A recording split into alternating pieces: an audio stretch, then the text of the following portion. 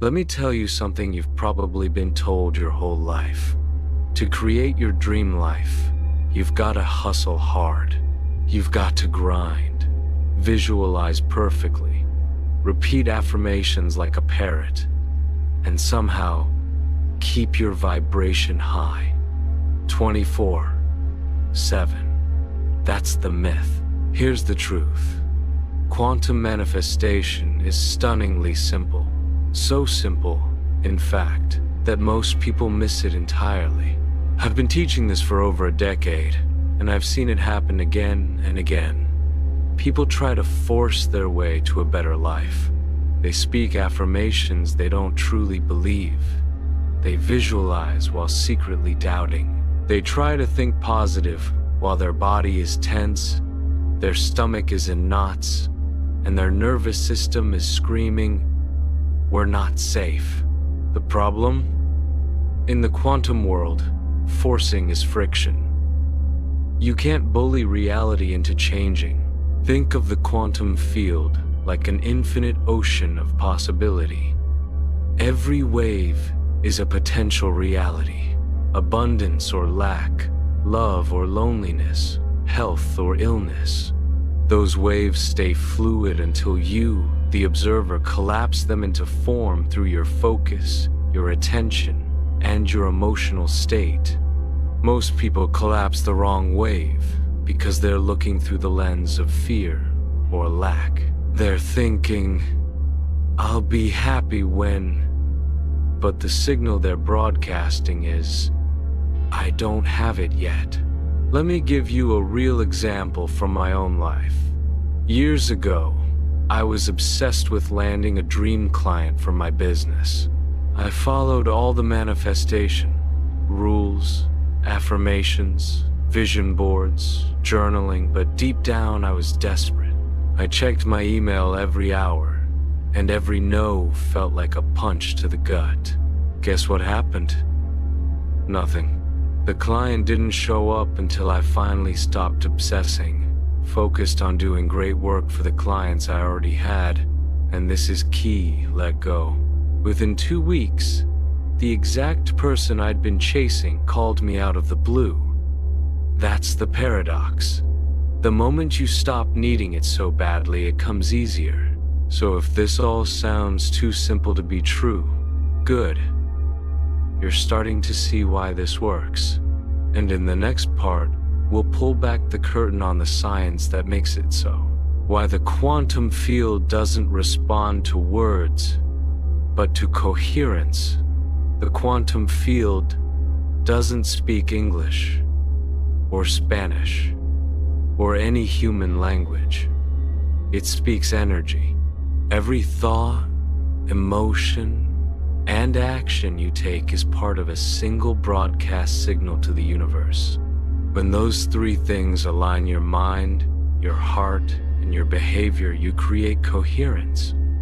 And coherence is magnetic. Here's a quick science bite. At the quantum level, particles exist in a wave function, pure potential until observed. The moment an observer focuses on one possibility, the wave collapses into reality. But here's the twist.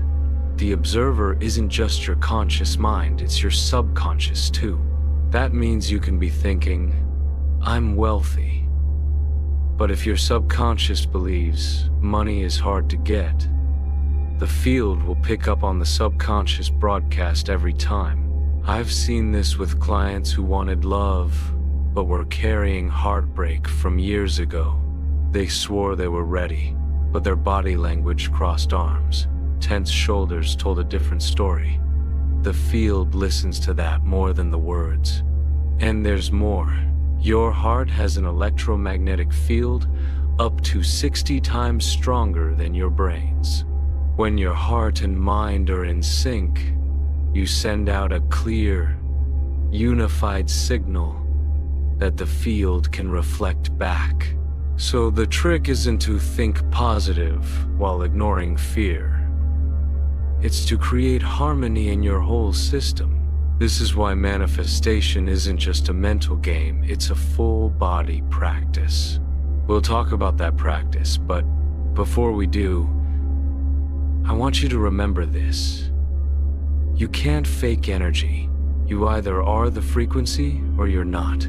How to live inside the timeline before it shows up. You don't manifest what you want, you manifest what you are. Imagine you're a radio. If you want jazz, you don't scream at the heavy metal station, you change the dial.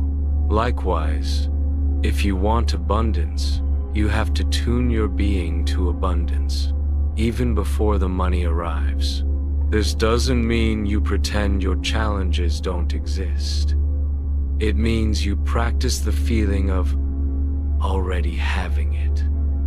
For example, if you want wealth, start noticing moments where you already feel rich, like savoring your favorite coffee in the morning or tipping a server generously.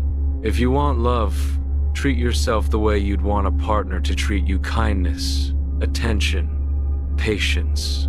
If you want health, celebrate every sign your body is working well, instead of obsessing over what's wrong. The magic here isn't in the size of the action, it's in the state you carry while doing it. One of my clients, a musician, used to stress every time she played a small gig. She wanted sold-out shows, but every night she'd silently resent the small crowd. I told her, play for them like they're the biggest audience of your life. She did, and within months, bigger venues started calling. The field had picked up her new frequency. This is where emotional regulation comes in. People think manifestation is about feeling good all the time. It's not.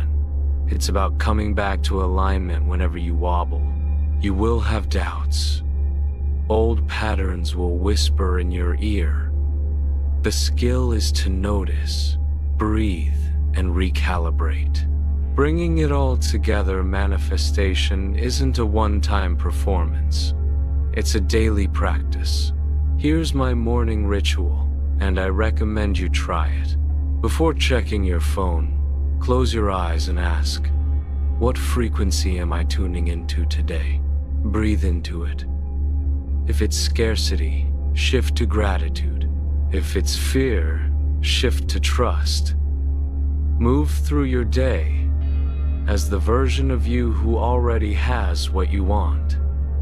At night, reflect not to judge, but to notice. Where did you align today? Where did you wobble? Gratitude for even small wins amplifies your signal. And remember, your environment matters. Surround yourself with people and spaces that support the frequency you're cultivating. Energy is contagious. After 10 years of teaching this, I can tell you the ones who see lasting change aren't the ones who know the most techniques. They're the ones who've learned to hold their state steady, even when life gets messy. Because here's the final truth. You are not separate from the field. You are the field. When you shift your frequency, you're not asking the universe. You're rearranging reality from the inside out. So today, I invite you to choose one word for the energy you want to carry forward. Let it be your anchor, your signal, your reminder that the life you want isn't out there waiting. It's right here, waiting for you to step into it. Take a deep breath, feel it, and start living it now.